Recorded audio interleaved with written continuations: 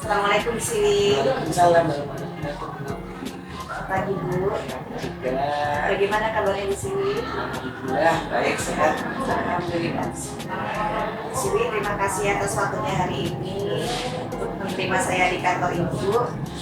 Hari ini saya akan menentukan beberapa pertanyaan kepada Bu Siwi mengenai pengambilan keputusan dalam kepemimpinan Ibu sebagai kepala sekolah di SD Negeri Kota Gede Manusia.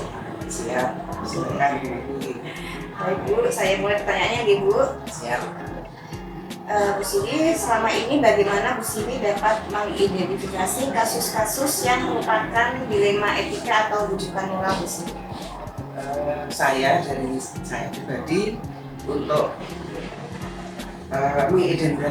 mengidentifikasi itu kita harus cari info dari berbagai sumber yang tentunya bisa netral untuk pertimbangan Harus melibatkan beberapa sumber gitu ya. Selama ini bagaimana Bu menjalankan pengambilan keputusan di sekolah kita, terutama untuk kasus-kasus di mana ada dua kepentingan yang sama-sama benar atau sama-sama mengandung nilai kebajikan. Ya, utamanya kita musyawarahkan dulu dalam forum yang dikoordinasikan untuk semua guru dan karyawan. Lalu untuk wujudkannya kita sesuai dengan aturan atau dasar hukum untuk mengambil keputusan.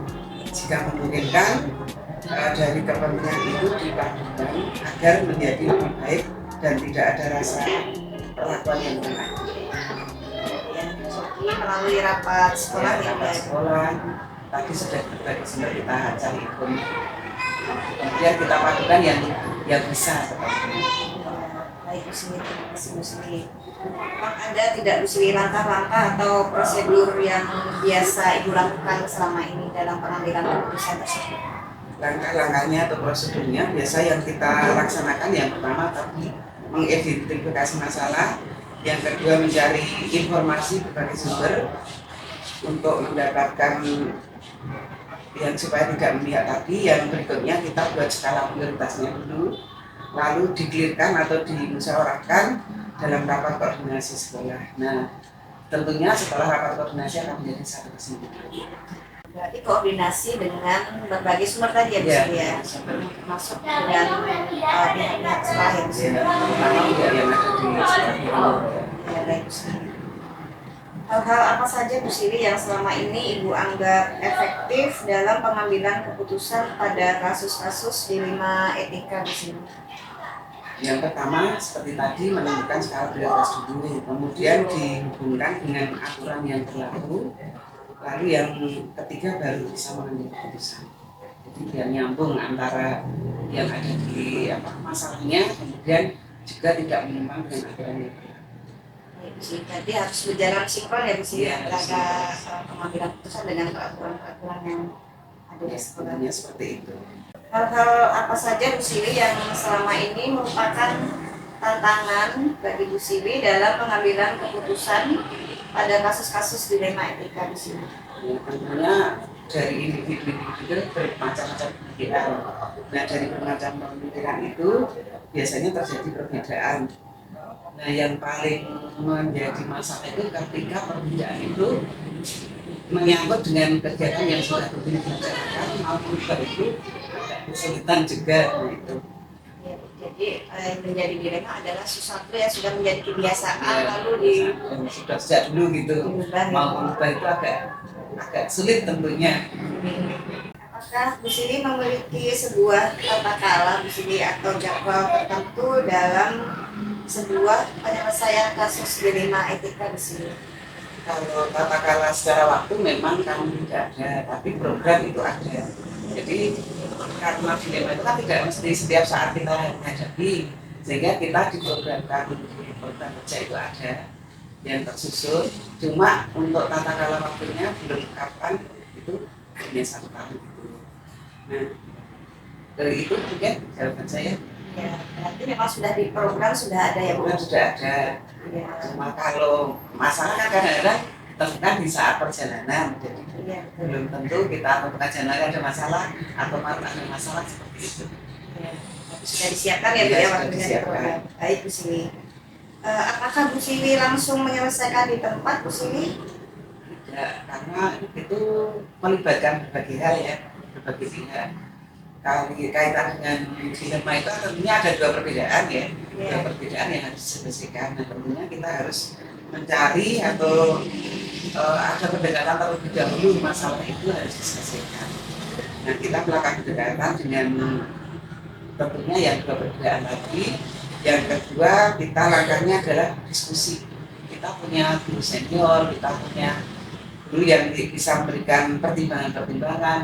Nah, tentunya kita melakukan pendekatan dulu dengan guru tadi, kemudian pertimbangannya kita timbang-timbang lagi, pertimbangan yang baik yang bermanfaat. Nah, kalau sudah kita melakukan seperti itu, baru kita rujuk aturan yang berlaku. Nah, setelah itu didiskusikan dengan Dewan Guru semua dalam rapat koordinasi. Biasanya seperti itu. Nah, ketika kita rapat koordinasi, barulah kita dapat mengambil keputusan. Jadi intinya semua itu nanti berkolaborasi di musyawarahkan bersama ya Bu Sili. Ya baik Bu Sili. Berarti ada jadwal untuk menyelesaikannya ya Bu Sili? Ada, cuma tidak diprogramkan di awal. Ketika aturannya kan misalnya ada masalah itu pertama kita koordinasi atau kita cari sebelumnya atau pendekatan dulu. Nah, kemudian yang berikutnya baru kita programkan atau jadwalkan kapan kita akan menyelesaikan. Kemudian kalau rapat koordinasi kan kita setiap bulan ada. Nah, untuk menyelesaikan masalahnya itu ya kita sesuaikan dengan keadaan pada kondisi saat itu. Karena di rapat koordinasi memang kita tiap bulan, tapi tidak mesti di kapan ya. Biasanya kita memanfaatkan Jumat. Nah, selain itu juga Jumat kan kita laksanakan untuk kelompok belajar. Nah, kalaupun misalnya itu waktunya terbesar, kita Jumat. Berarti intinya ada beberapa tahap untuk menyelesaikan kasus dilema etika tersebut di sini. Tergantung dari permasalahan yang besar kecilnya permasalahan yang ada di sini. Baik Bu Sili. Bentuk atau prosedur seperti apa yang Bu Sili jalankan? Langkahnya yang pertama melakukan pendekatan lagi, sudah. Yang kedua, setelah melakukan pendekatan kita tengok aturan yang berlaku yang sesuai dengan masalahnya, kemudian diskusi, bentuknya diskusi dengan berbagai sumber dulu, kita cari pertimbangan-pertimbangan untuk yang cocok yang mana, yang sesuai yang mana. Nah, dari pertimbangan itu kan tentunya juga ada yang sesuai dengan aturan, ada yang tidak, tidak dengan aturan yang berlaku. Nah, langkah terakhir baru kita musyawarah semua. Nah, dalam musyawarah semua kan kita dapat mengambil keputusan di situ, disaksikan atau diikuti oleh semua yang berkepentingan.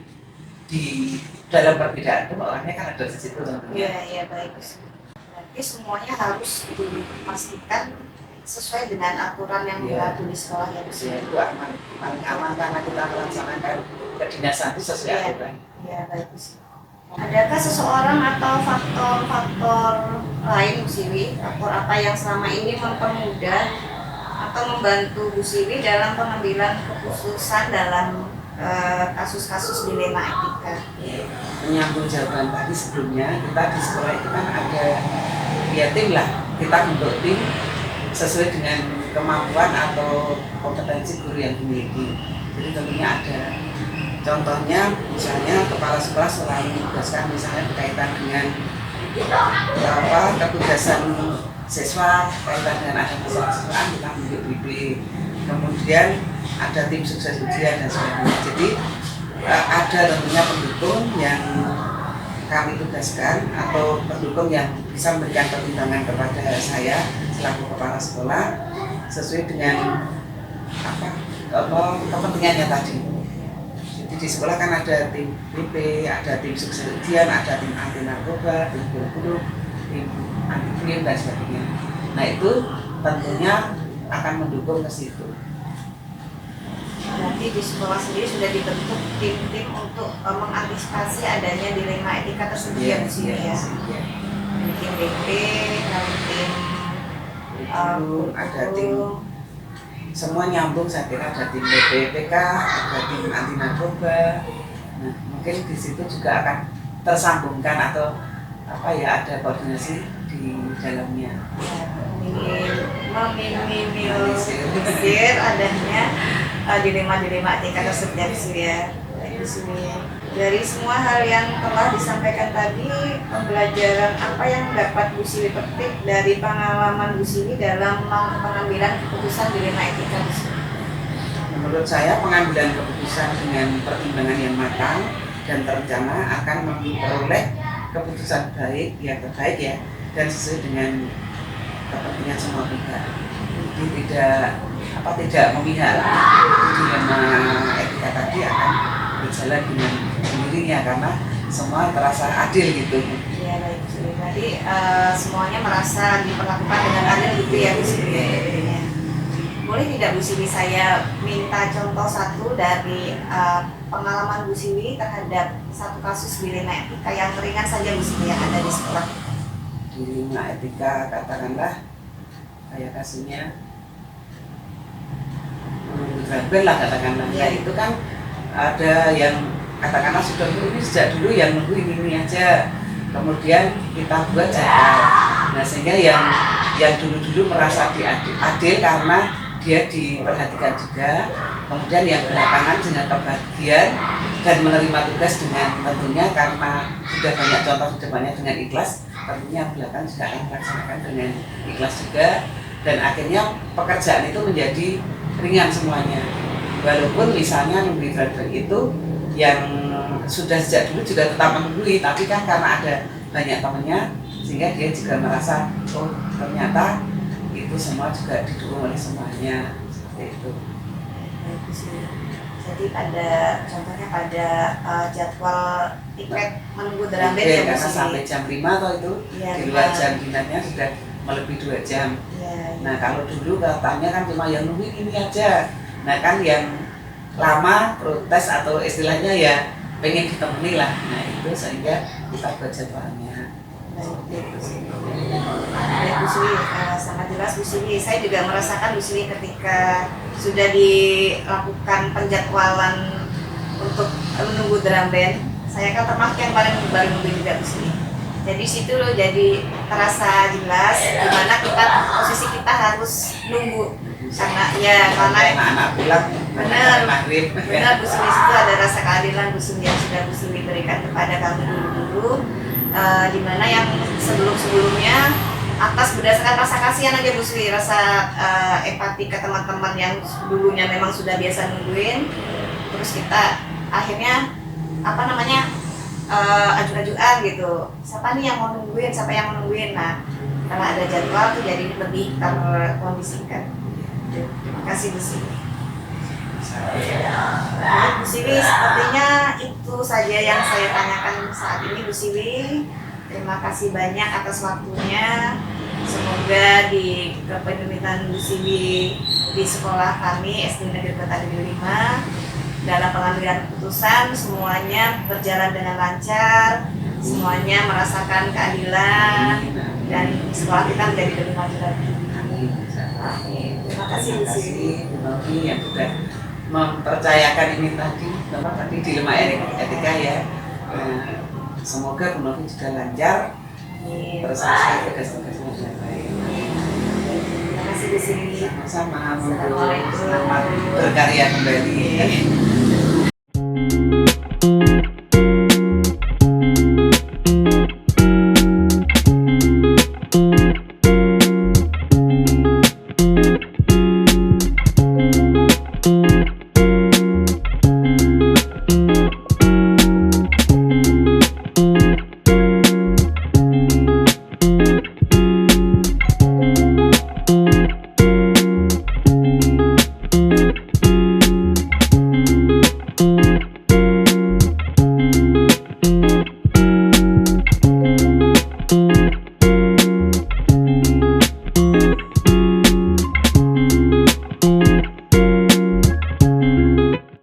Assalamualaikum Pak Heru. Waalaikumsalam warahmatullahi wabarakatuh. Selamat pagi Pak Heru. Selamat pagi. Bagaimana kabarnya hari ini Pak Heru? Alhamdulillah hari ini diberikan kesehatan dan alhamdulillah juga sehat. Amin Pak Heru. Alhamdulillah. Terima kasih sebelumnya Pak Heru saya ucapkan karena hari ini saya diberi kesempatan untuk bisa bertemu dengan Bapak, bisa melaksanakan Bapak sebagai kepala sekolah di SD Bilahan ini Pak Heru. Sudah selamat datang untuk panjenengan. Mudah-mudahan kehadiran panjenengan juga nanti membawa dampak tentunya bermanfaat dalam hal ini demi kemajuan dunia. Amin, Pak Heru. Baik Pak Heru, kedatangan saya di sini bertujuan untuk menyampaikan dan menanyakan beberapa hal Pak Heru mengenai pengambilan keputusan tersangkut dengan paradigma dilema etika Pak Heru dalam pengambilan keputusan Bapak sebagai kepala sekolah di SD Negeri Bilahan ini.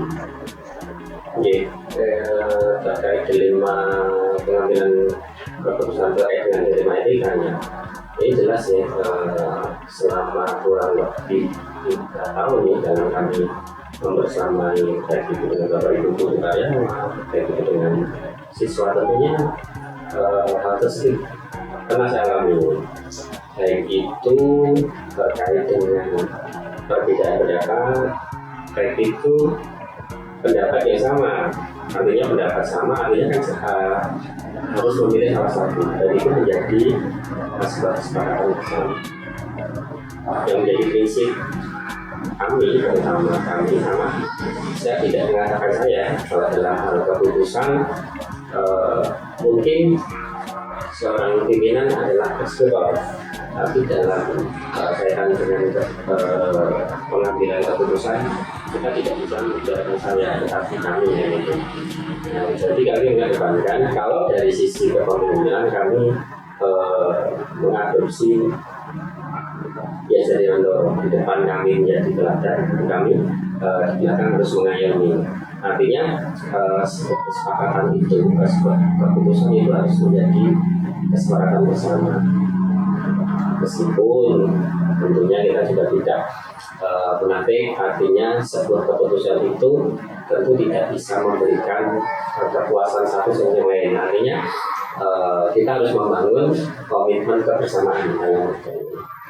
Nah, itu yang kita kaitannya tekankan dalam pengambilan keputusan. Jadi kita tidak hanya sekedar manut saja, tetap ada saatnya kita sudah harus berani bersikap, harus mengambil keputusan. Seandainya bahasanya kita pakai bahasa politik ya, deadlock tadi.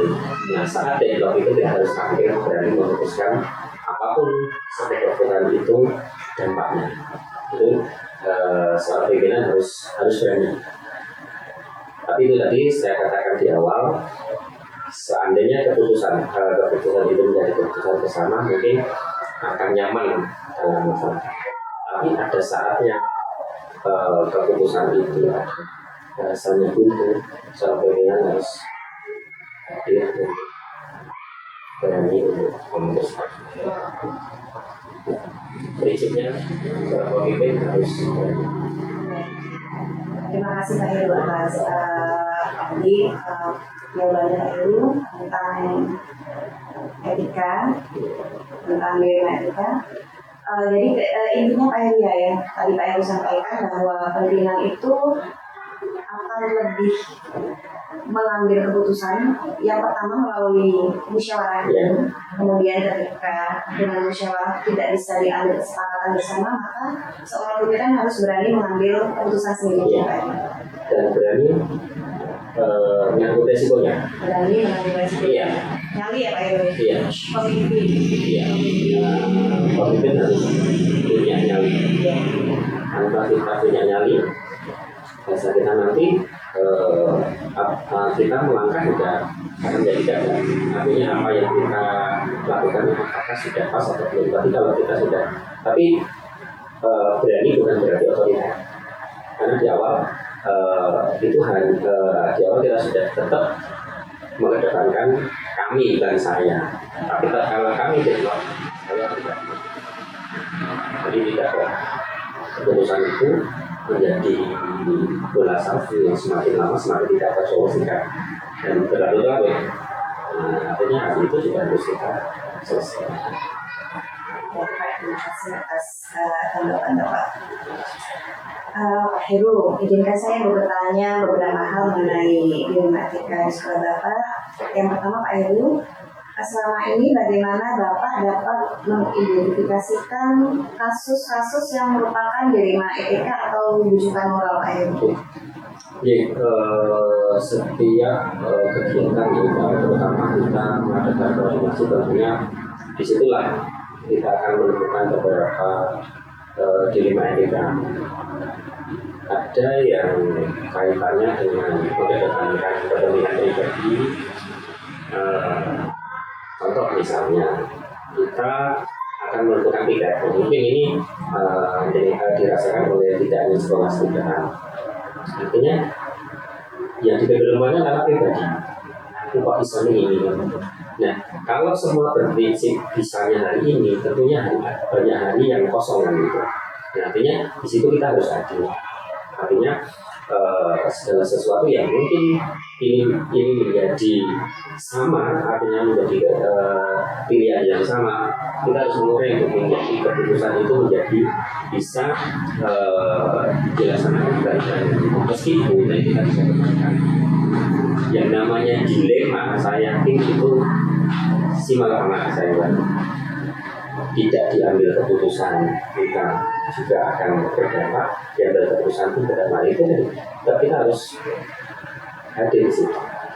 Kita harus tetap mengikuti rule yang sudah kita sepakati di awal.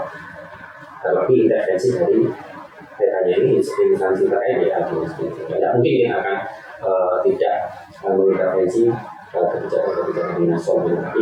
Jadi keputusan tentunya kita tidak sendirian, tentunya kita kolaborasikan dengan intervensi dalam hal ini kita sebut dinas pendidikan. Ini seperti itu lah. Tetap kita mengedepankan musyawarah itu kan, karena budaya kita itu adalah musyawarah mufakat. Itu kalau itu tidak kita tinggalkan, kalau nanti segala sesuatu apapun perbedaan apapun, kalau toh terjadi sama misalnya antara sama-sama baik, mungkin ada satu kebaikan yang mungkin harus kita putuskan itu lebih baik. Sama sebaik pasti ada yang lebih baik, kita harus berani memutuskan yang lebih baik. Jadi intinya pada pengambilan keputusan itu mengambil yang terbaik dari yang baik terhadap keputusan dan tidak melanggar aturan yang dari sekolah maupun dari Baik Pak, pertanyaan kedua Pak Heru. Selama ini bagaimana Bapak menjalankan pengambilan keputusan di sekolah Bapak, terutama untuk kasus-kasus di mana ada dua kepentingan yang sama Pak Heru, yang sama-sama benar atau sama-sama mengandung nilai kebajikan? Iya, saya yakin untuk pertanyaan yang ini mungkin masih ada keterkaitan dengan tadi ya. Tadi sudah kami gambarkan bahwasanya ada kalanya sebuah keputusan itu munculnya dari individu, dari pribadi gitu.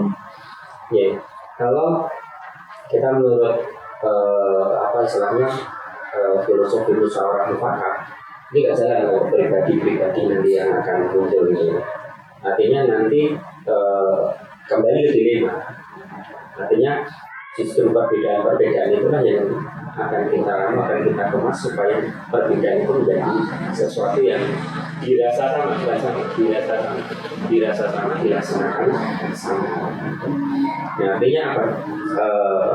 Tadi tetap jangan mengedepankan begitu. Kalau kaitannya pengambilan keputusan itu harus merangkul itu tanpa harus meminta salah satu atau condong ke salah satu. Yang terpenting adalah keputusan menjadi kesepakatan bersama untuk dilaksanakan seperti keputusan bersama. Selama ini yang kita lakukan seperti itu, dan alhamdulillah selama kurang lebih 3 tahun itu sebuah perbedaan itu tidak menjadi kendala kita dalam pengambilan keputusan. Artinya kalau kita bangun sistem yang terpenting adalah bukan permasalahannya atau pengambilan kebijakan, tetapi kita harus membangun sistem. Bangun dulu sistemnya. Kalau ada seperti ini, solusinya seperti apa? Nah, itu tidak lepas dari komunikasi kita sehari-hari, tidak hanya saat pengambilan keputusan, sehingga kalau hubungan pribadi, hubungan secara kedinasan kita, saya yakin untuk pengambilan keputusan itu tidak sampai terjadi dilema gitu. Artinya sudah tersistem. Artinya saya yakin tidak ada satu orang pun di sekolah ini terutama yang istilahnya kaitannya ke arah yang negatif, semua sudah positifnya. Tentunya positifnya itu tadi ada positifnya 2, 4, 5. Tentunya kita mengemas yang positif itu, kita tetap mengambil keputusan yang terbaik. Semua baik, saya yakin mesti tetap ada yang kita arahkan ke keputusan yang terbaik. Sehingga pada saatnya nanti, meskipun artinya pendapat ataupun saran atau masukan itu tidak dipakai, ini bisa menjadi itu keputusan bersama dan tidak hanya dilaksanakan hanya yang istilahnya satu orang atau 2 orang yang keputusannya kita akomodir gitu. Artinya kita juga harus keberhasilan itu harus dari sana. Yang terpenting adalah itu tadi membangun sistem dan kesepahaman bersama. Baik, terima kasih.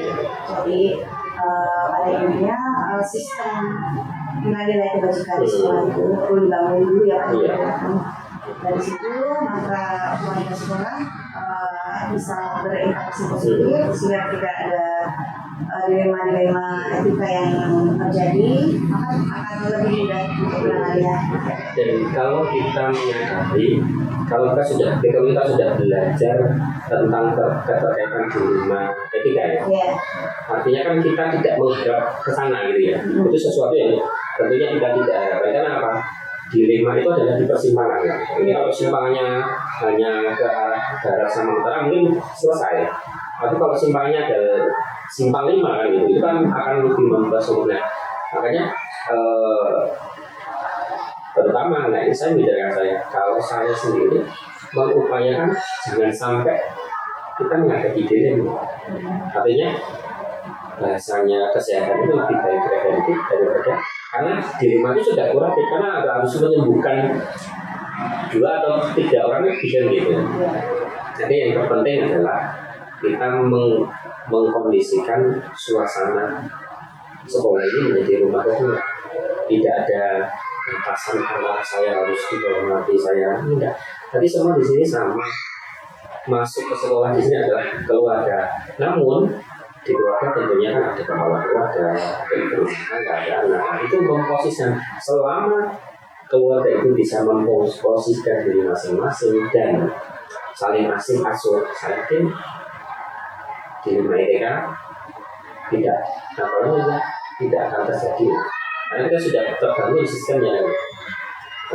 Tapi suka tidak suka kita tetap haruslah istilahnya kalau nggak ada bahasanya kalau seandainya terjadi ya kita juga sudah harus mengantisipasi. Tapi kalau lebih baik mengantisipasi daripada saya terlibat di dalam dilema yang kita sendiri. Alhamdulillah selama ini kan dilema itu yang mungkin ya sifatnya seperti berarti aku bisa ya gitu kan. Nah bukan kok kaitannya terus menjadikan sebuah momentum yang membuat apa ya bahasa kita itu terus kecewa. Ini alhamdulillah tidak ada, karena di kita sudah membangun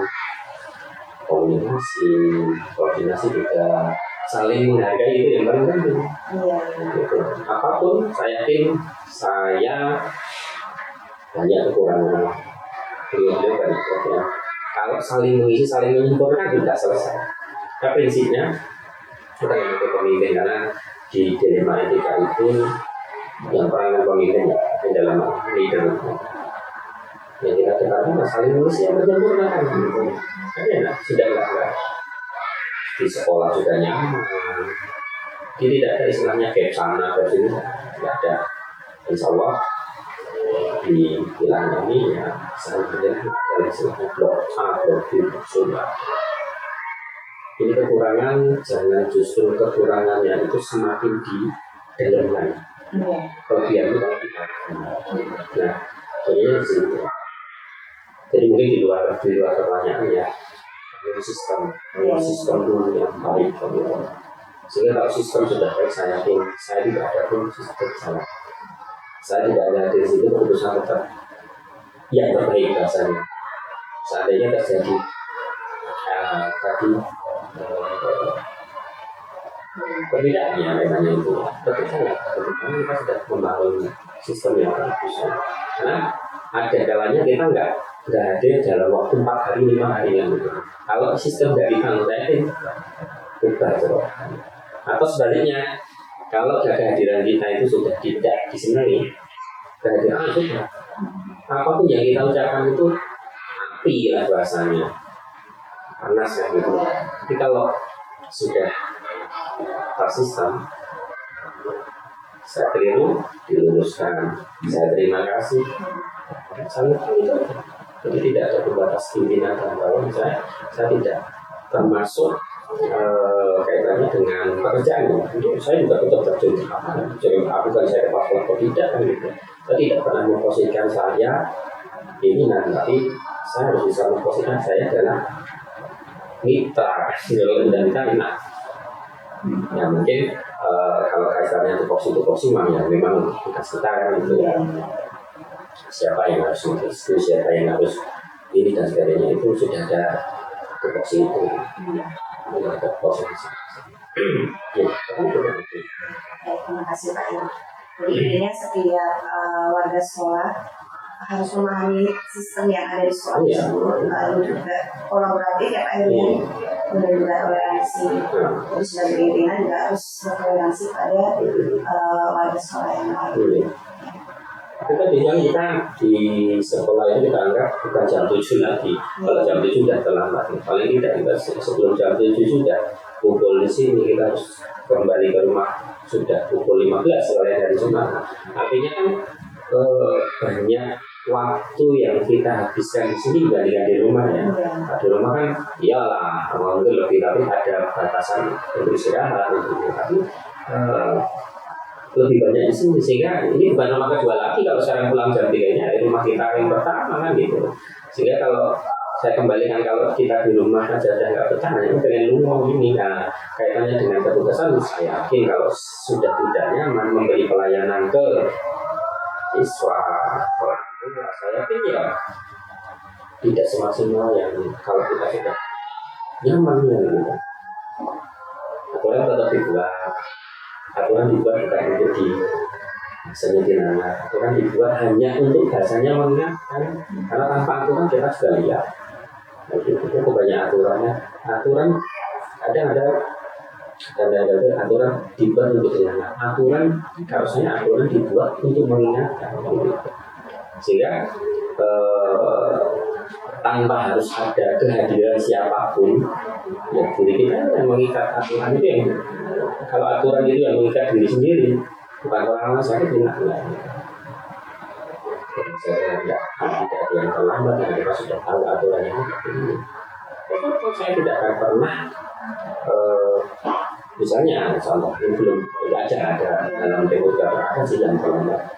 Saya tidak akan pernah menegur, tapi saya juga tidak mau terlambat karena artinya ini sistem sudah terbangun kan. Saya pun kalau terlambat pun tidak ada kata ini ya. Biasanya pagi kita kebanyakan juga ada. Kalau beda persoalan komunikasi juga nanti akan berdampaknya. Kalau ada sih tumben terlambat dengan ini kenapa biasanya lebih pagi terus ada sesuatu akhirnya kita cerita ini tumben terlambat udah nggak ngenakan bahasanya tumben negatif itu jadi itu tadi kalau masalah dilema etika itu sesuatu yang tidak diharapkan kita sama-sama. Nah yang namanya dilema itu sesuatu yang berbenturan ya, berbenturan kepentingan ya, berbenturan ya termasuk tidak lepas dari perasaan. Dilema itu pasti ada perasaan. Nah dilema itu dengan perasaan sama dengan logika itu bentrok. Itu jenis dilema namanya. Kalau realita kan ya itu yang diharapkan dilema antara perasaan sama logika. Berbenturan yang kita harapkan kan ini, tapi kok itu gitu. Gitu. Meskipun terjadi itu tadi kalau masalah dilema etika kita harus satu, kita harus menghargai semua orang meskipun pendapat itu tidak sesuai dengan kita, tapi tatkala pendapat itu tidak bisa diputuskan oleh hakim. Tadi orang hadir dan soal penting harus siap bertanggung jawab menanggung resikonya. Itu bukan berarti militer, tidak. Artinya bahasa otoriter sama tegas itu beda tipis ya persepsinya.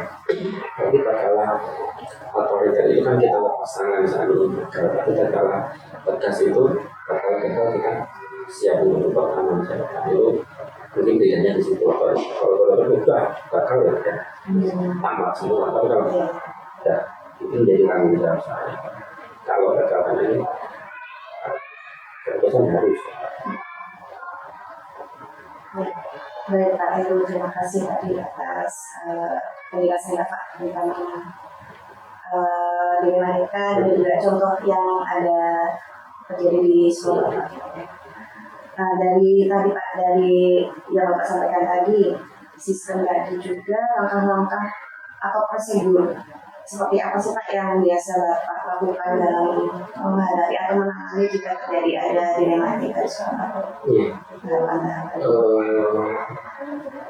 Karena secara real kita enggak istilahnya tertunda ya. Kalau tertunda kan jelas ada proses ini, kalau seperti ini ada. Jadi selama ini tatkala sebuah permasalahan atau sebuah peristiwa itu yang harus selesai dari itu. Sehingga tahapannya ya itu spontan gitu. Jadi kita tidak ada selama ini seperti ini, seperti ini, tahapan ini kesini enggak. Tapi kalau terkait dengan kasus ya, saya kira mungkin dengan kasus itu dia sudah punya tahapan. Kalau istilahnya kasus itu menimpa seorang siswa, itu tidak langsung dibawa ke Allah.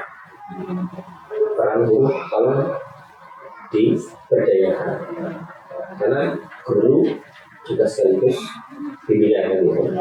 Kalau diselesaikan, hanya bahasanya nanti ketepatnya adalah koordinasi. Saya seperti ini sudah terselesaikan seperti ini. Jadi tidak boleh dikasih karena kalau sudah berat tidak terselesaikan itu mungkin tahapannya seperti itu. Kalau pengambil keputusan guru ini kalau kita ngomongkan guru ke siswa, kalau keputusan itu tidak bisa terselesaikan di pemerintahnya.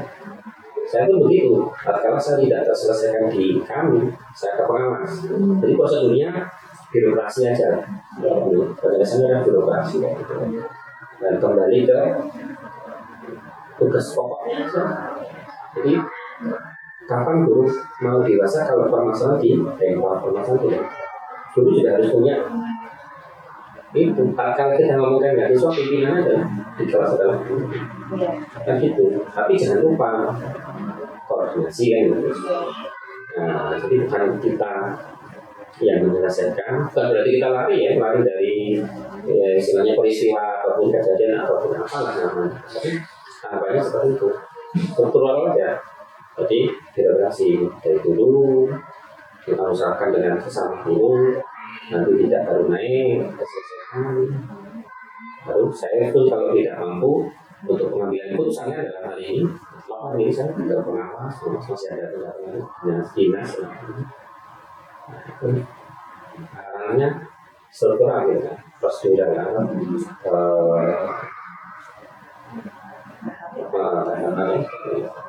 melibatkan semua intinya. Iya, iya. Berarti prosedur tersebut dilaksanakan sesuai situasi dan kondisi yang ada. Itu dirasa bisa diselesaikan oleh guru itu sendiri, maka sebagai pemimpin pembelajaran di kelas guru harus menyelesaikan sendiri. Ketika tidak sanggup harus berdiskusi dengan kepala sekolah dari selanjutnya. Kalau kepala sekolah tidak sanggup, ya nasihat. Keterlibatan semua terpenting. Jadi keputusan, kembali ke keputusan harus melibatkan semua.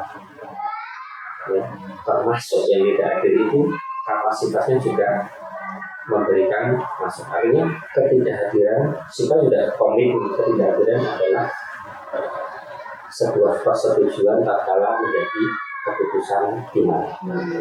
Jadi tidak ada. Jadi ini sudah kita bangun ya. Misalnya kalau tidak hadir dalam suatu momen, artinya seorang yang tidak hadir itu dengan suka dukanya harus menerima keputusan final. Gitu. Jadi mungkin ya sudah itu tadi itu jadi dilematika. Artinya kan ini yang hadir aja bisa menjadikan dilema, apalagi yang tidak hadir. Tapi kembali ke sistem sudah artinya ketika itu sudah bahasanya adalah keputusan final. Jadi tidak ada istilahnya di belakang tidak hadir. Ya. Pertamanya kalau kaitannya itu yang seperti itu. Dari bawah ke atas untuk katanya dilema-dilema yang memang fail terjadi di dalam kapasitasnya di sekolah.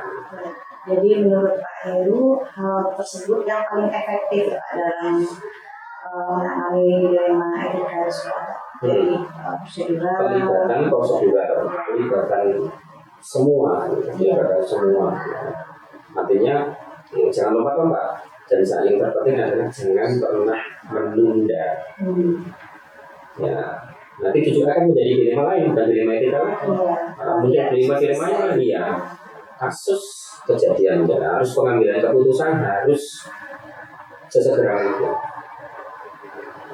Jadi tidak menunda keputusan dan lain-lain.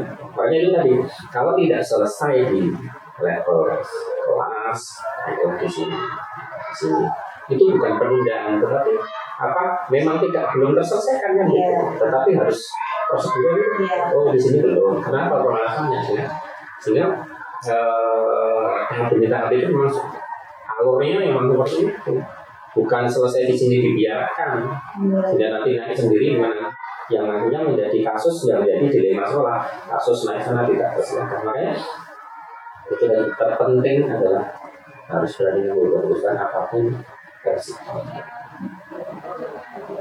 Terus saya berkata kaitannya penyelesaian dilema seperti itu. Jadi pemimpin itu benar-benar memegang orang yang penting dalam sekolah. Saling nanam baik. Iya. Ditanya sedangkan aja enggak. Menurutnya dengan baik enggak. Harus menurut kita gitu. Keputusan harus kita. Itu penting. Meskipun di sana sini juga ada yang kamu terserah mengusul apa penting gitu. Tapi yang saya pegang adalah itu saya kita budaya itu mengedepankan usaha mufakat, tapi filosofinya belajar di pondok kalau kita di depan dan kemudian harus kita di belakangnya kita harus itu selesai ya filosofinya Kan belajar dari orang tua waktu dulu Handayani sudah kurang apa kan gitu loh. Tiga-tiganya pemimpin harus gagal. Oh iya, sudah kalau kita pegang itu, dengan mau menghadapi dilema apa? Tidak ada dilema etika, dilema yang lain, studi kasus yang lain. Tidak hanya masalah putusannya, dilema etika mungkin kan ada dilema kan kita menghadapi dua permasalahan keputusan yang sama beda, yang satu beda, yang satu sama-sama baik mungkin, yang satu sama-sama tidak baik, tapi tidak banyak kan hanya kadar kan gitu loh. Kalau kita udah pegangannya adalah saat kita di depan hanya udah jadi mungkin kita bisa menjadi teladan. Kalau udah menjadi teladan, malah apa? Enggak, jangan ada celah sedikit pun gitu.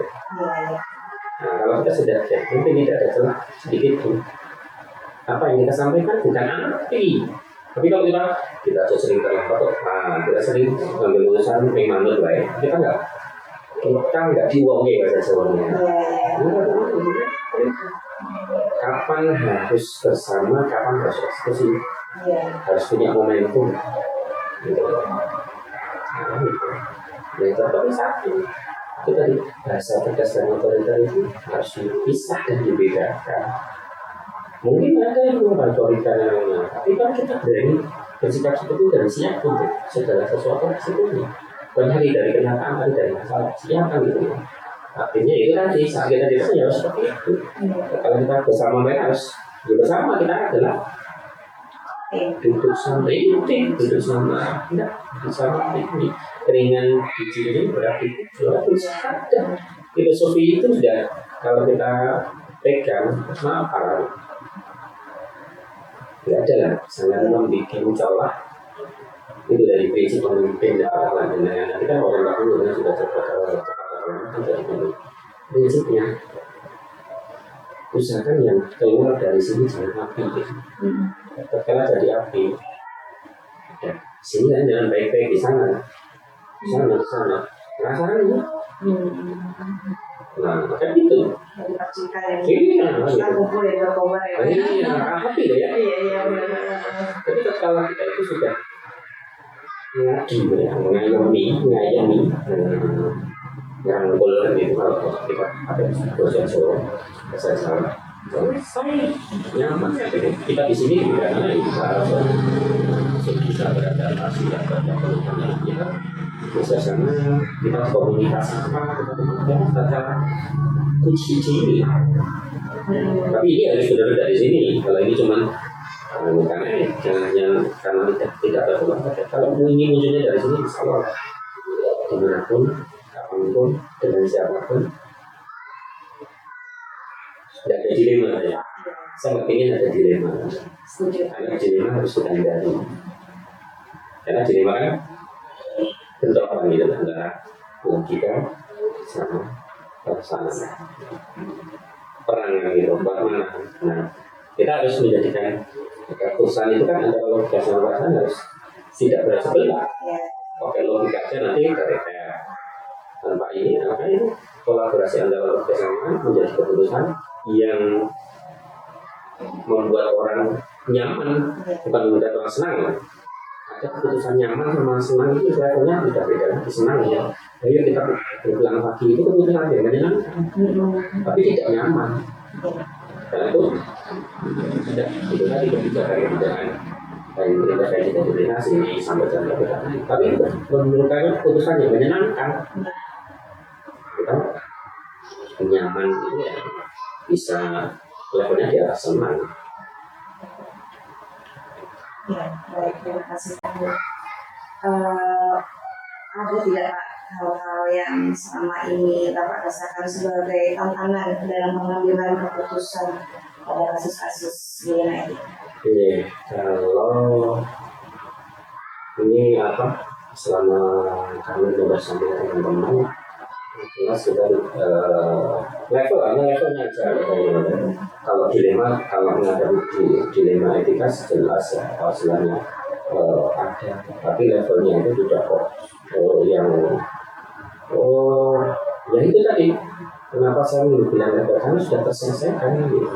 Jadi Kalau saya dibilang tidak ada, jelas ya. Dalam kurun 3 tahun masa tidak ada dan itu seperti itu ada, tapi cuman levelnya ya tidak terlalu ekstrim, tidak terlalu menurut saya juga menyita energi, juga perasaan, karena dia sudah terselesaikan dilema seperti itu. Hanya mungkin beda pendapat yang istilahnya seperti itu, akhirnya kita konfirmasi, kita duduk bareng, akhirnya terjadi kesepahaman, bukan kesepakatan kan? Saya juga melevelkan itu kesepakatan, kesepahaman, levelnya bagus kesepahaman. Jadi sepakat itu bisa jadi sepakat mufakat jahat. Kalau sepaham bisa jadi itu auranya positif. Sepaham dengan aturan, sepaham dengan anak itu kalau sepakat. Aturan seperti itu kita sepakat, tidak kesepakatan bisa baik, tapi bisa kita bermufakatan kita semahaman. Jadi auranya positif. Jadi saya itu pernah, tapi dengan levelnya aja. Dan kenapa saya bisa level seperti itu ya, karena memang ya terselesaikan, terselesaikan. Yang paling bagus kan tidak berdampak kan, itu yang paling penting. Jadi tetapi kita juga tidak melatih untuk 12 orang saja. Ya mungkin kalau menurut saya ya, saya bahasanya mungkin pintar menyembunyikan perasaan kalau tidak kuat, tapi tidak dimunculkan dengan ya kita terus apa itu selama ini ya mungkin kalau itu akhirnya ya kesepahaman itu jadi kesepahaman bersama. Jadi benar karena tapi itu tadi nggak ekstrim juga bisa selesai dan menjadi keputusan. Ada keterkaitan dengan sistem yang sudah terbangun di sekolah tadi Pak ya. Jadi levelnya itu termasuk level yang biasa gitu Pak ya. Mungkin ini kalau di konteks ya.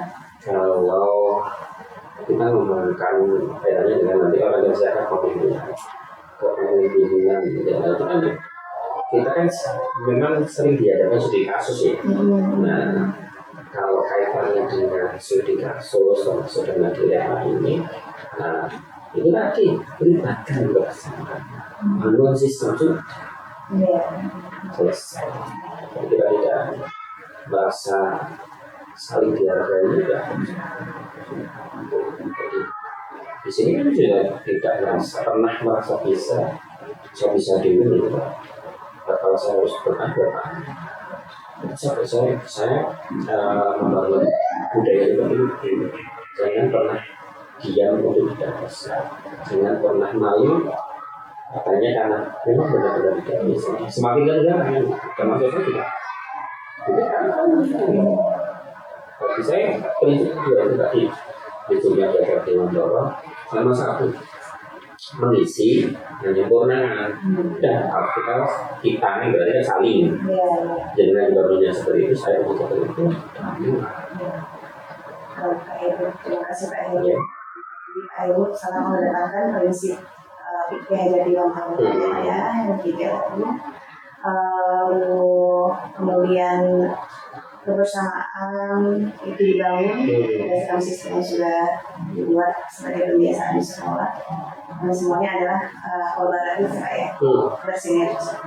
Dan pertanyaan selanjutnya tadi sepertinya sudah Bapak jawab, yaitu sebuah tata atau jadwal tertentu. Pastinya tadi sudah Bapak jawab kalau tidak ada, ketika ada masalah langsung diselesaikan dan itu pun nanti misalnya ada sesuatu yang tidak selesai maka ada prosedurnya berjenjang. Apabila diperlukan nanti kemungkinan seberat-beratnya masalah pasti akan sampai ke jenjang dinas ya. Kalau kita kembalikan ke bahasa dilema, semakin dilema itu tidak segera terselesaikan, mungkin akan muncul dilema.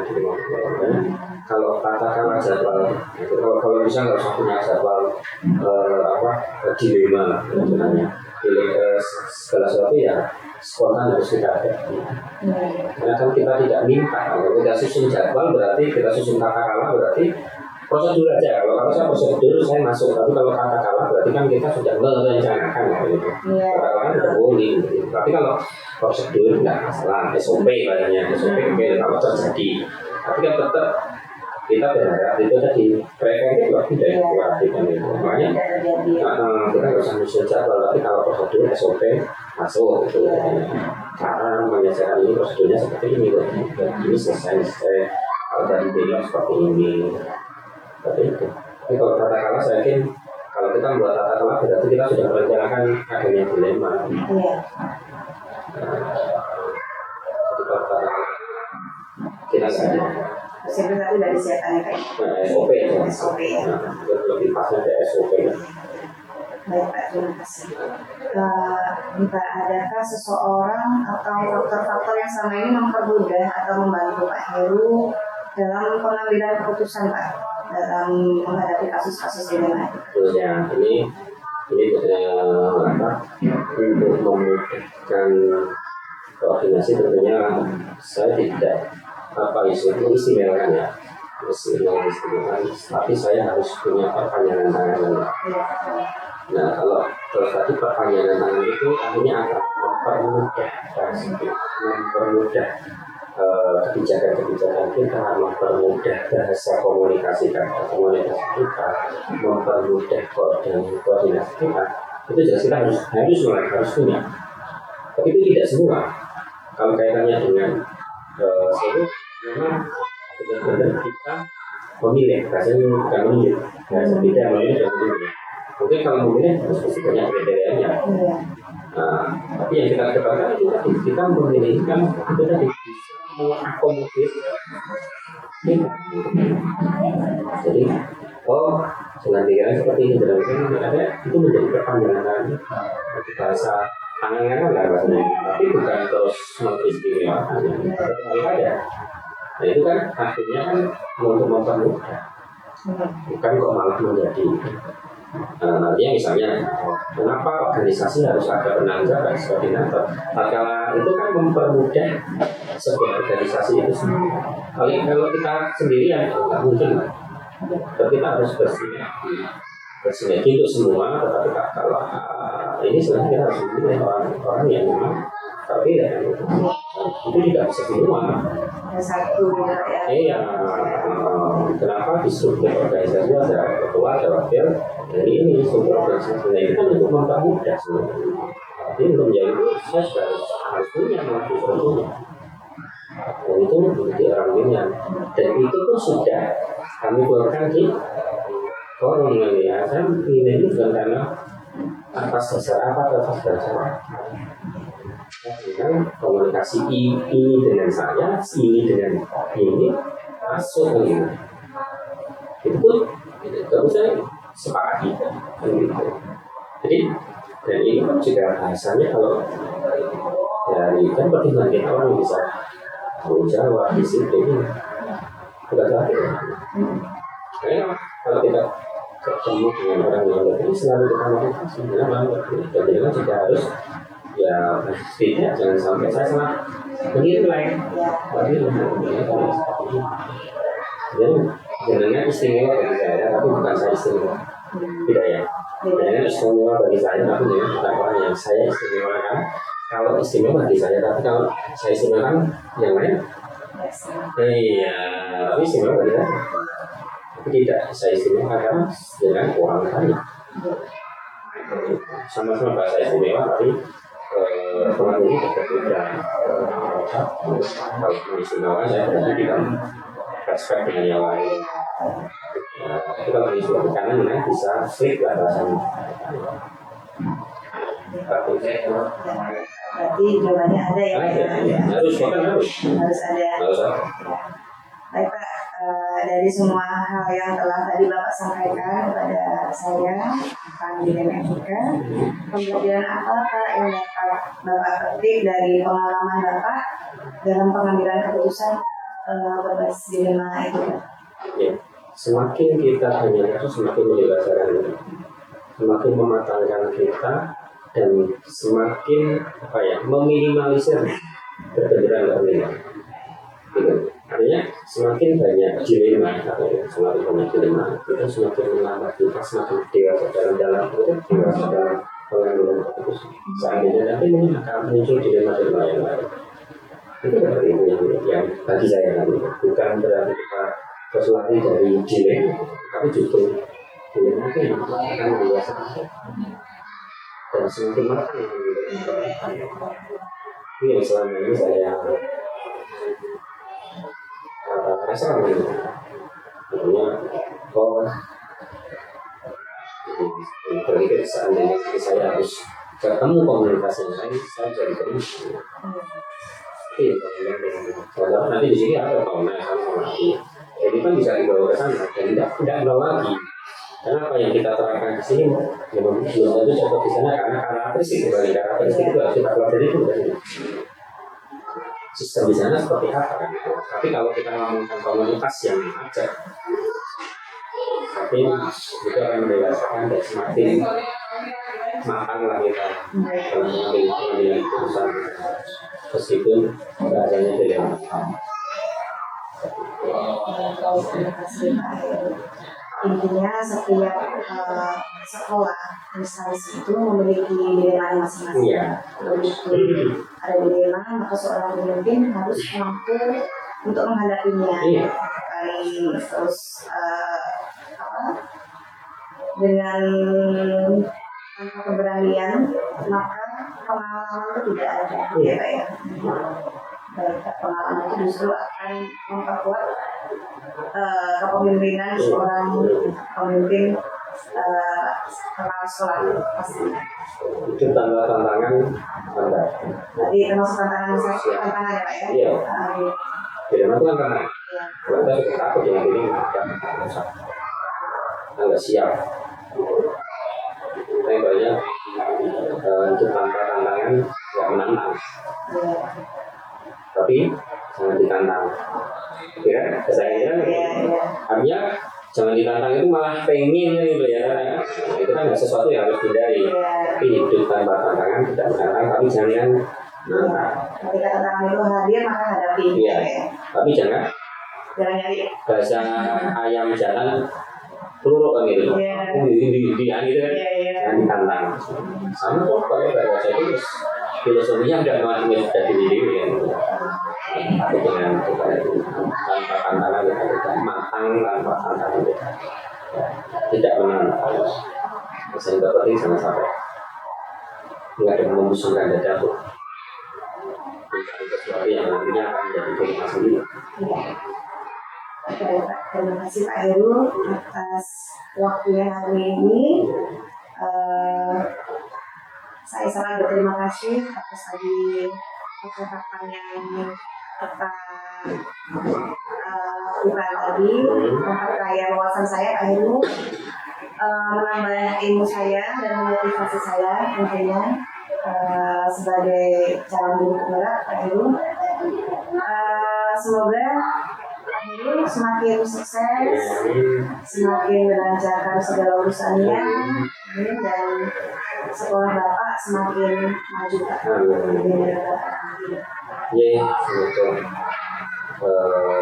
diskusi tadi kan diskusi ya gitu ya. Iya betul.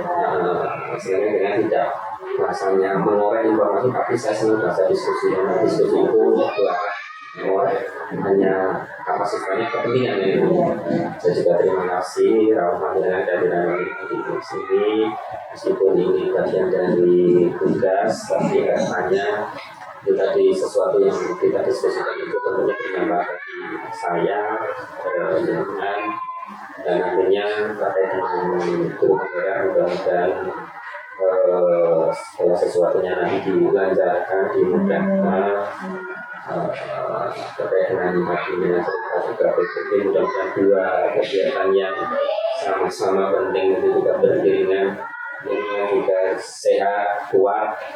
Tentunya nanti rasanya kalau sekolah itu yang lulus tepat pada waktunya, rasanya nanti sudah lulus sudah tentunya berdampak positif, terutama di pelayanan terhadap siswa, orang tua, tentunya itu juga nanti akan berdampak ke panjenengan pribadi, keluarga, sekolah yang kalau ini nanti pendidikan masyarakat juga akan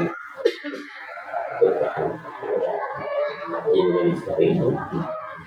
Mohon maaf, seandainya dalam menerima sekaligus berdiskusi ini ada sesuatu yang kurang pas, ada yang kurang berkenan, saya tidak mohon maaf ya sebesar-besarnya.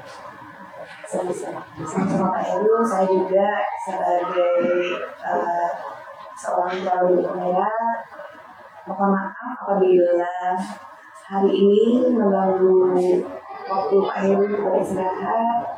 Saya juga sangat berterima kasih. Semoga kedepannya harapan-harapan kita dapat dikabulkan oleh Allah. Amin amin ya. Terima kasih Pak. Oke, Assalamualaikum. waalaikumsalam warahmatullahi wabarakatuh.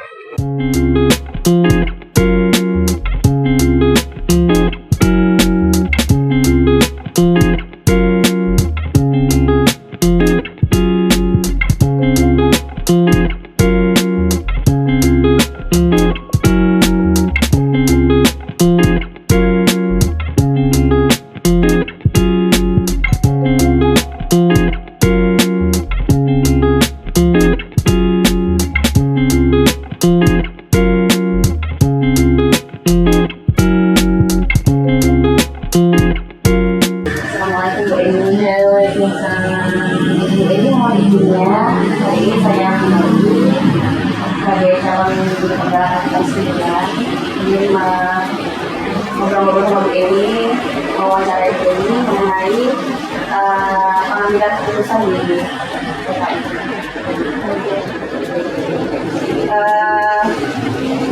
Ada beberapa pertanyaan mengenai pengambilan keputusan berbasis dilema etika dan rujukan normatif.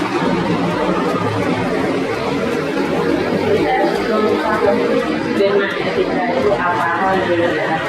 Baik Bu Eni, saya jelaskan. Kalau dilema etika itu berhubungan dengan pengambilan keputusan di mana kedua-duanya tidak diambil terus sama-sama benarnya Bu.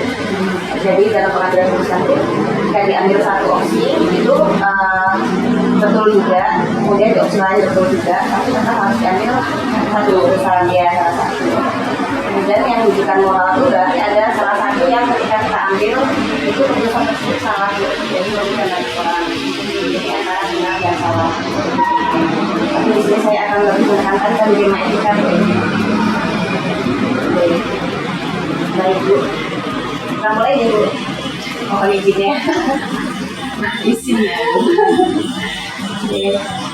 Bu Eni, di ETA Abang Ibu ya. ETA Abang ini selama ini bagaimana Ibu dapat mengidentifikasi kasus-kasus yang merupakan dilema etika atau rujukan moral ini?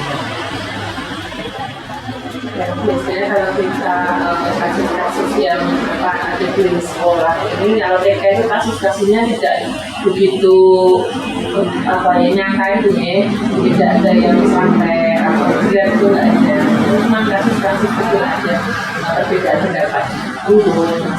Terus kita caranya yang seperti biasa kita kumpulkan permasalahan-permasalahan yang ada, terus kita bicarakannya dulu.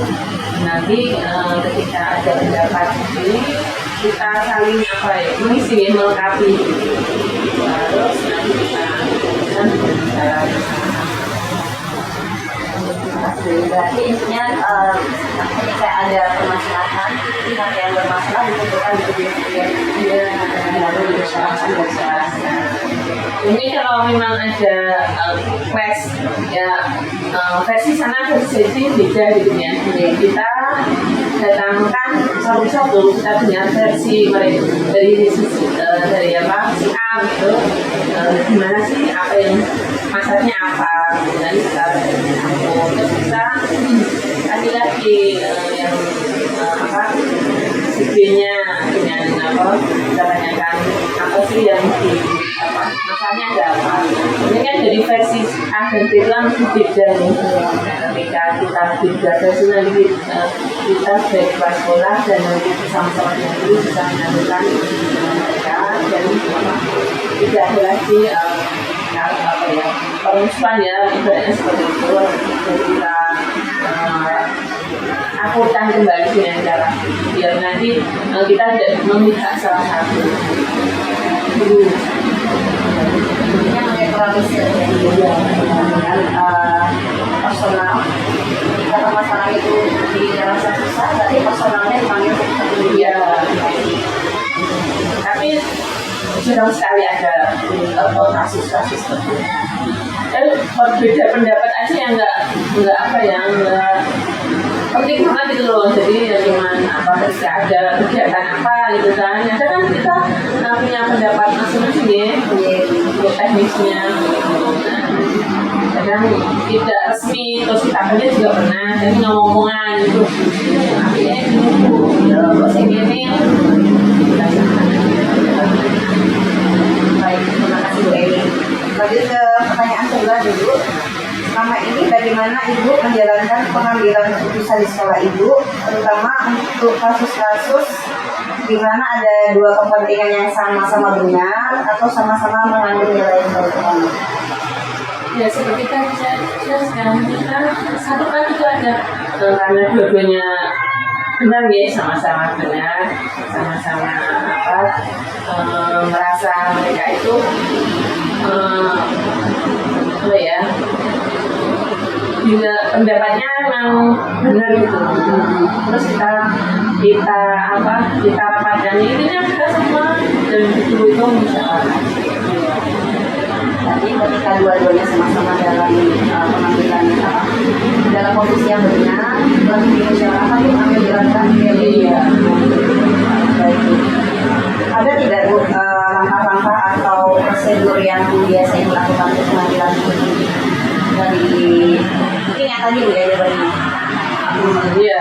menemukan Ya mungkin kalau ada yang tidak hanya guru aja kita panggil komite juga, kita bisa minta pendapat komite juga mengurus juga. Kalau masalahnya menyangkut biaya banyak misalnya itu kita sambatnya ke tapi kalau hanya yang bisa diatasi di sekolah saya kita atasi sendiri. jadi prosedur tersebut tergantung dari masalah yang dihadapi ya. Ini hal-hal apa saja yang selama ini Ibu anggap efektif dalam pengambilan pada kasus-kasus ini?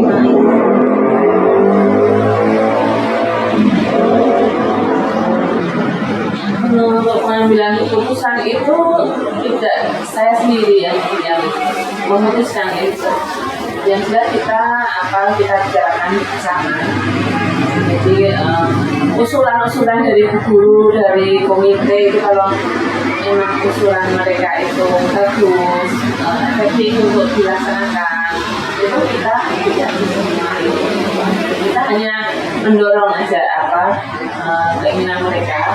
Kalau memang itu baik, nanti tapi kalau kita ada tambahan-tambahan dari kepala sekolah nanti kita menampung berbagai isu balik-balik ya. Ada tidak dua hal-hal yang selama ini berupa tantangan Bu Eni dalam pengambilan keputusan pada diri? tantangan sepertinya nggak ada sih. Baik aja sih di sekolah sini nggak pernah ada sampai menentang keputusan gitu. Sampai saat ini ya, semuanya berjalan lancar juga pengambilan keputusan ya. Apakah di sekolah Ibu memiliki sebuah tata cara atau jadwal tertentu dalam menyelesaikan kasus dilema etika? Apakah Ibu langsung menyelesaikan di tempat atau memilih jadwal tertentu untuk menyelesaikannya? Tata itu kalau yang urgent kan nggak mungkin ya. Tapi ketika ada masalah yang harus sudah diputuskan kita langsung aja kumpulkan. Jadi nggak ada jadwal untuk rapat penyelesaian masalah itu kan nggak ada ya jadwalnya. Tapi ketika ada kegiatan, nah itu baru untuk apa teknisnya gimana itu baru kita rapatnya ada jadwalnya sesuai dengan program kita. Misalnya beberapa bulan nanti kita akan mengadakan OTK, kemudian sebelumnya kita rapatkan. Tapi kalau kasus itu kan tidak bisa dijadwalkan ya. Jadi tidak ada prediksi. Jadi jika memang harus sudah atasi ya kita langsung Berarti tidak ada penundaan untuk menyelesaikan masalah ini. Iya, diharapkan setiap ada perselisihan ataupun perbedaan pendapat sudah diselesaikan biar hubungan di sekolah itu nggak ada nggak enak kan kalau ada perasaan gimana gitu sama teman-teman tiap hari ketemu jadi cuma harus selesai. Terima kasih Bu Ewa penjelasannya. Adakah Bu seseorang atau faktor-faktor yang selama ini mempermudah atau membantu Ibu dalam pemilihan di rumah ini? Ya ibu guru itu yang membantu kita untuk pengambilan keputusan. Guru sangat sangat membantu sekali dalam setiap pelaksanaan kegiatan untuk ini pengambilan keputusan. Guru ini kalau nggak ada guru kita nggak bisa jalanin ya apa yang dijalankan semua harus bersama itu dibicarakan bersama dengan dialog masalah Berarti tidak ada orang yang khusus ya seperti kalangan atau wakil kepala sekolah. dalam sekolah kita itu adanya kepala sekolah itu ngantor macam-macam kan nggak seperti di SD pas juga bendahara juga masa bendahara bukan bawah membuat LPG proposal laporan bantuan kan semua kalau dapur itu kan semua kepala sekolah kalau guru gitu loh yang melaksanakan. Di SD itu ada bendahara khusus OP ada sendiri, operator sekolah ada sendiri, kurikulum ada sendiri gitu kan. Jadi kalau guru ya punya ngajar menyelesaikan administrasi mereka sendiri. Kalau TK itu terus ahli pajak, ahli akunting, semua bisa nyawi gitu kan. Apa super ya itu kalau sekolahnya lari. Ya memang gitu lah. Baik Bu, berarti sinergi Bu ya dari seluruh warga sekolah terutama guru yang menyelesaikan kasus-kasus di wilayah. Baik Bu, dari semua tadi yang hal yang telah Ibu sampaikan Bu, pembelajaran apa yang dapat Ibu petik dari pengalaman Ibu selama ini dalam mengambil keputusan di wilayah?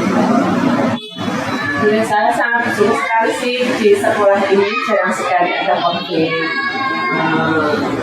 Guru-guru kita itu sepuh-sepuh.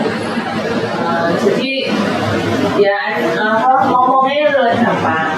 Mereka lebih sabar, lebih paham. Misalnya tidak emosinya tidak turun ya. Tidak seperti misalnya masih muda kan masih egonya masih tinggi. Jadi apapun pendapatnya harus diungkap,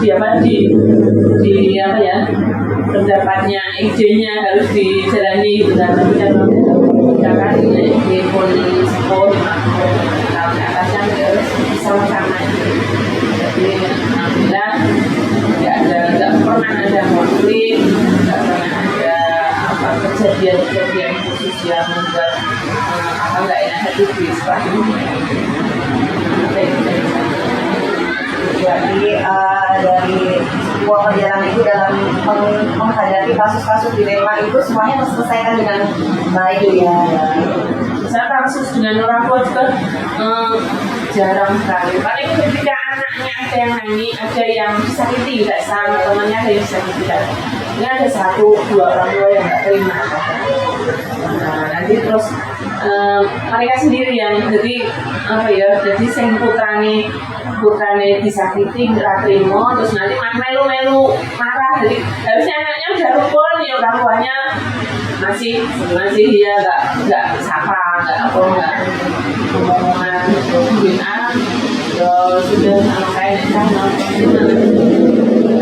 mereka terima anaknya sudah baik kan orang banyak mah ngomong daripada ngomong pulsa ya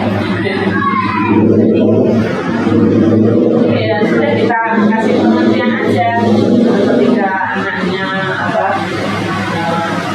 yang bisa tidak punya itu mungkin hanya bercanda gitu. Dan kalau sampai berat itu ya mungkin tidak apa ya, anak-anak itu kalau untuk menyakiti dengan sengaja itu kayaknya orang mungkin ya mungkin bujek gitu, merayu-rayu bentur dengan biasa kan, bentur tatap tangan itu ya sering ya, dijahit itu udah pernah. Jadi ya alhamdulillah ya, ketika banyak orang tua yang maklum aja, ketika kemarin yang terakhir itu jatuh dari tinggi tuh, ininya sini yang kena itu jatuhnya miring, terus jalan pulang di bawah PKO dulu, kan nggak apa-apa, pulang terus kok pusing, jadi kalau pusing itu di bawah PKO lagi, belum lagi.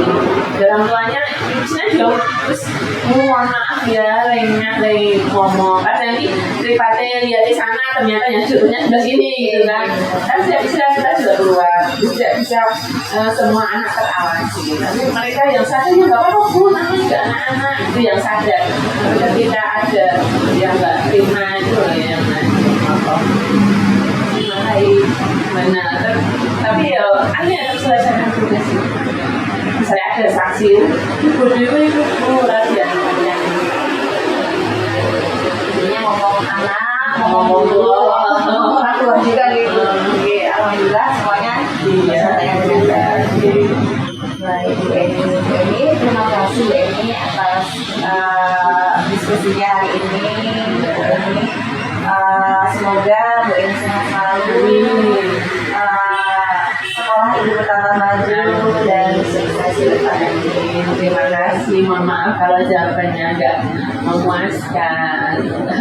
Saya sangat belajar dari Ibu 2 hari ini untuk menjadi seorang pemimpin Bu Eni. Semoga PPG ya sekolah mudanya lulus.